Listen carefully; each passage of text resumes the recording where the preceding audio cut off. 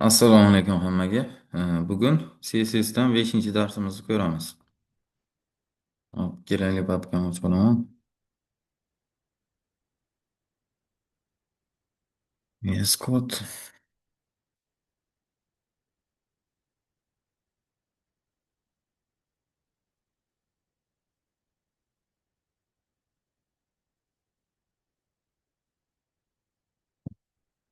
Bizga kerak index HTML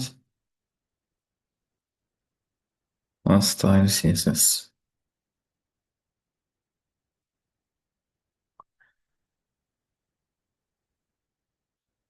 Hop, CSS olamiz.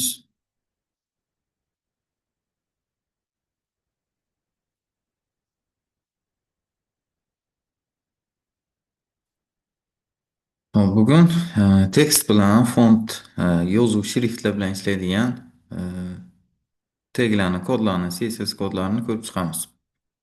Hop, deylik, h1 degan tagimiz bor va uning ichida yozuv bor. Bunday va natijani ko'ra olamiz. Va shu bilan birga pi degan tegimiz ham bor.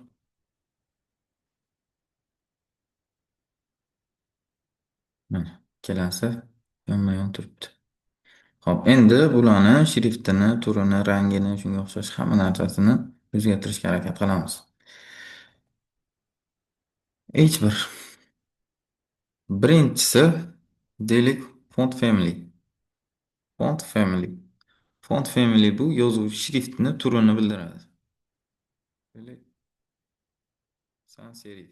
Sans serif yoki Arial. Har xil turlari bor. Demak, bu yozuvni shriftni turini bildiradi. Bu asosan loyihalarda shrift turi o'zi dizayner berilgan bo'ladi. Dizayner o'zi berib ketgan bo'ladi. O'sha shrift turini ishlatiladi. Hop. Font family demak shrift turini bildiradi. Font size. Font size o'tgan darslarda ham ko'rgandik. Font size yozuvni o'lchamini bildiradi. H1 o'zi default holatda o'zi avtomatik tug'ilganida 32 piksel bilan yaraladi. 32 piksel. Asl holati 32 piksel. Va font family yozuv turini o'zgartirganiga mana o'zi mana bu demak yozuv turi ham o'zgardi. Mana ilmoqchalari bor edi, ilmoqchalari ketib tekst holatiga o'tdi. Hop, font size 32 piksel edi. Agar katta qilmoqchi bo'lsam, H1 ni 32 dan kattaroq qiymat berishim kerak deylik, 36 piksel. Kattalashdi. Agar kichraytirmoqchi bo'lsam, 32 dan kichkinaroq qiymat berishim kerak. Mana 24 piksel qildik. Xo'sh, endi font family, font size, font weight degan bor. Font weight 100 dan 900 gacha bo'ladi. 100 eng ingichkasi yozuvni qalinligini bildiradi. Mana ingichka, 900 eng qalini. Mana qalinlashdi va undan tashqari qiymatlari bor. Bold,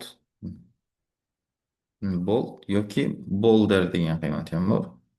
Yanada qalaroq. O'rtacha adashmasam 600-700 larga to'g'ri keladi. Agar qiymat bilan ishlaydigan bo'lsak ham. Hop. Font weight, font style. Font style italik. Bu nima qilardi? I tegimiz bor edi, yozuvni qiyshiq qilardi. Qiya yozuv bilan yozardi. Kursiv. Bu ham xuddi o'sha ishni qiladi. CSSda demak font style italik qilsam, yozuv qiya yozuvga o'tadi.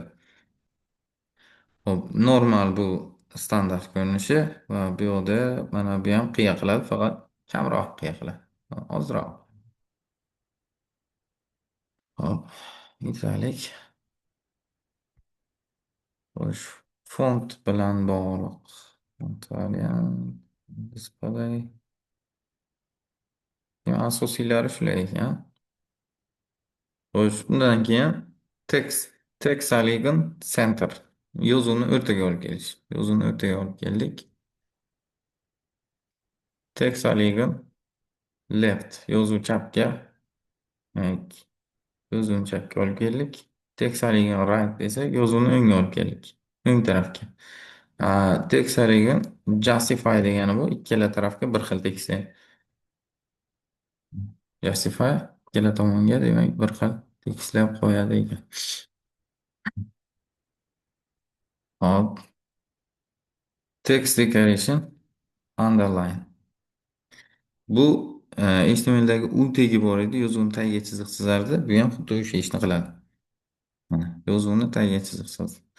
Underline emas, chiziqni o'zgartirsak bo'ladi mana. Dotted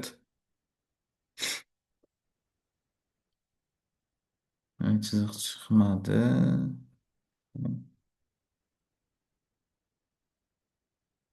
Underline dotted.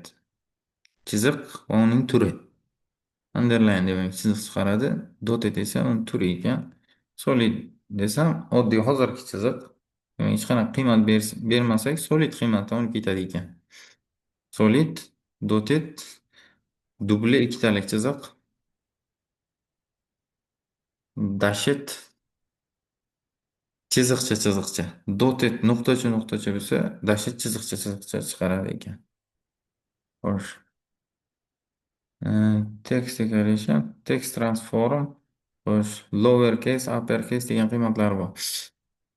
Lower case. Lower case hamma yozuvni har bitta harfini kichkina harfga o'tkazib berdi. Endi upper case. Yozuvni har bitta harfini katta yozuvga o'tkazib berdi. Undan tashqari boshqa kapitalist deganlari ham bor. Har bitta so'zni birinchi harfini katta qilib berdi. Xo'sh, lowercase, uppercase, none degani bu standart turga o'tib qoladi. Xo'sh, hamon ishlatib ko'rmagan ekanman. Hech qanaqa o'zgarish ko'rinmadi adashmasam.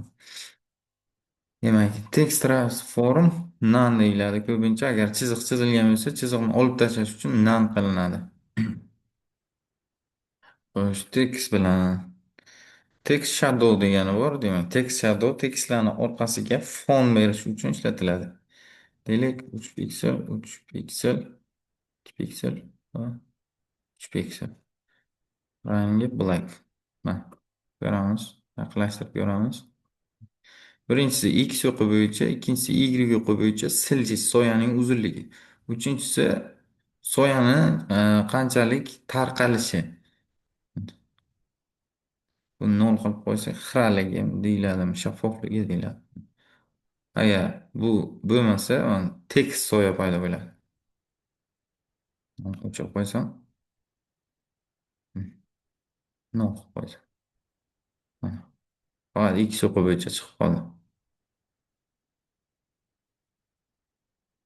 Demak, bu kerak bizga. 5 piksel olaylik. Oh, yaxshi. Text shadow bu so'ya beradi. So'yani rangini o'zgartirsak ham bo'ladi. Ha. Xo'sh, text bu yoqda asosiylari o'tdik. Demak, asosiy narsalar eng ko'p ishlatiladiganlari shular ekan. Mana endi xo'sh, dokumentatsiyamizni ko'ramiz. Font family, font size, font weight, font style. Font variant degani bu. Buni o'zlaringiz o'rganib chiqasizlar. Font stretch buni ham o'rganib chiqasizlar. Fontni bittada to'rtta beshtasini ishlatish ham mumkin. Mana font deyilgan va ketma-ket qiymatlar berilgan. Italic, small caps, bolder, o'lchamlari, piksel, font familiysi, sans seriflar. Text elegant, text decoration, text transform. Text transformni o'rganmadik menimcha. Yo'q, o'rganamiz ekan. Xo'sh, text elegant ko'rdik. Text decoration, text transform. Ana endi mana bu narsalar bor. Xo'sh, link height. Bu qatorlar, satrlar orasidagi masofani kattalashtirish va kichraytirish uchun ishlatiladi. 10 piksel bersak, mana qatorlar orasidagi masofa 10 piksel. Qatorni uzunligi ekan bu, adashmasam, qatorni uzunligi 20 piksel. 30 piksel, 40 piksel. Demak, mana shu qatorini uzunligi, balandligi desam bo'ladi. Mana shu qatorni balandligi. Agar kamaytirsak, 0 qilib qo'ysak, ustma ust bo'lib ketadi. 10 piksel qilsak, demak, yozuvni o'zi katta, lekin qatorni balandligi kichkina bo'lgani uchun ustma ust tushib qoldi. Demak, bu qatorni balandligi ekan. Xo'sh, undan keyin letter speak. Letter speaking. Ko'ramiz. Letter speaking. Xo'sh, bu so'zlar orasidagi masofa bo'lishi kerak. Mana, harflar orasidagi masofa ekan. Dokumentatsiyada harflar orasidagi masofa. Word speaking, bu endi so'zlar orasidagi masofa.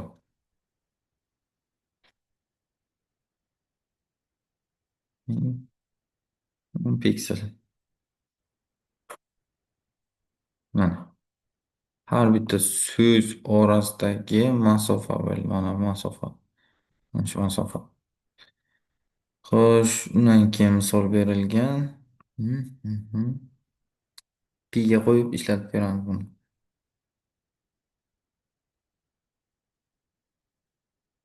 Ko'ramiz. Mana, piyimiz chiqdi. Xo'sh, bugungi darsimiz asosan tekstlar bilan ishlash edi. Tekstlarni ko'rib chiqdik, o'lchamlari va boshqa shunga o'xshagan narsalar. Xo'sh, vazifamiz oddiygina vazifa bo'ladi. Vazifalar bo'limiga, video pastida vazifalar bo'limi bor. O'sha joyda tek, test yoki savol-javob bo'ladi. O'shalarga javob yozib, fayl shaklida zip qilib bizga yuborasiz va vazifani tekshirib keyingi darsga o'tkazamiz. Savol javoblari yozib bo'lsa, indeks faylini, HTML faylini ichiga yozib yuborilsa ham bo'ladi, kommentariyani ichida. Hop, darsimiz tugadi. Rahmat, salomat bo'ling. Keyingi darslarda ko'rishguncha.